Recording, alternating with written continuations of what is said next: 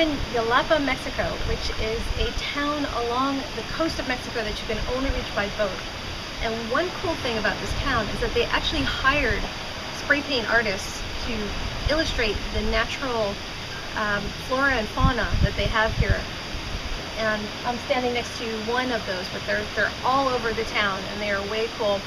And this is, you know, a very different style than spray paint art, but there's a lot that we can learn from just looking at pieces of different styles of spray paint art and adapting to our techniques.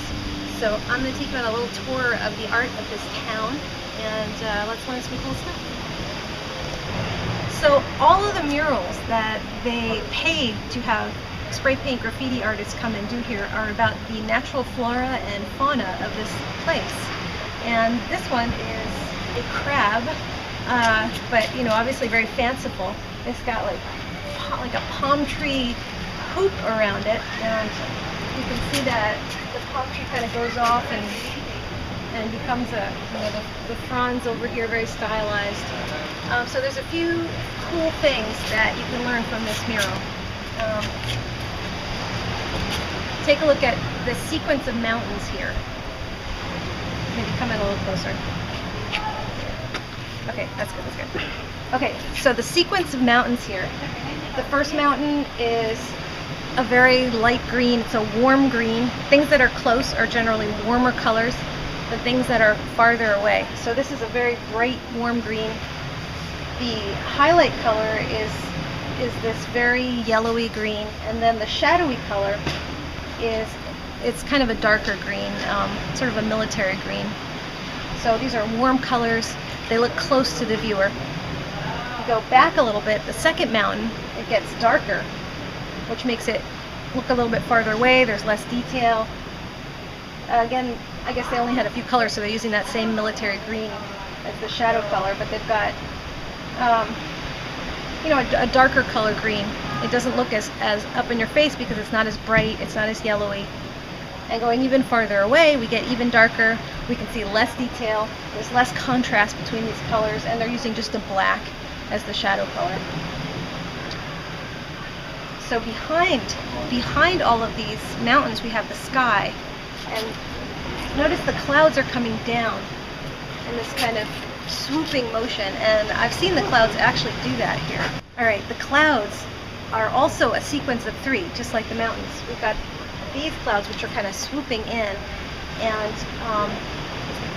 they're just sort of the hint of clouds. It's, you know, they've got the spray can spattering a little bit. I personally wouldn't do that. I don't think clouds look spattery, but it's just a little wisp at the top. And then the second level of clouds, we've got another swoop in. So I'll show you how to do that in another video using our techniques of spray paint art. Swoops in, a little bit of bumping on the top, but generally the bottom of the cloud is like a straight line, a wisp, and swooping in from the other side as well, here as well. And then the third level, it's more like those puffy clouds that most people imagine when they think about drawing clouds. And it's getting whiter and whiter as it goes down towards this mountain. And what that does is, this one is the darkest one. So we've got the darkest part here and the brightest part here, and that gives us a nice crisp line because we've got the darkest and the lightest right next to each other. So that makes the painting really pop. If everything was just muted colors, it would be a very different effect. So we've got our white clouds here and the kind of those puffy clouds that we can make by tearing the chunks out of the poster board. Okay, so we've got these puffy clouds here that most of us as spray paint artists would make by taking a piece of poster board, tearing out chunks of the poster board, holding it up and spraying up against it. But I think that what this person did was they had a special cap that made a nice thin line for their spray can, and they just kind of wiggled it around. There's a little bit of darkness behind the cloud that allows you to see the contrast. If there wasn't any darkness there, it would just be a big white area.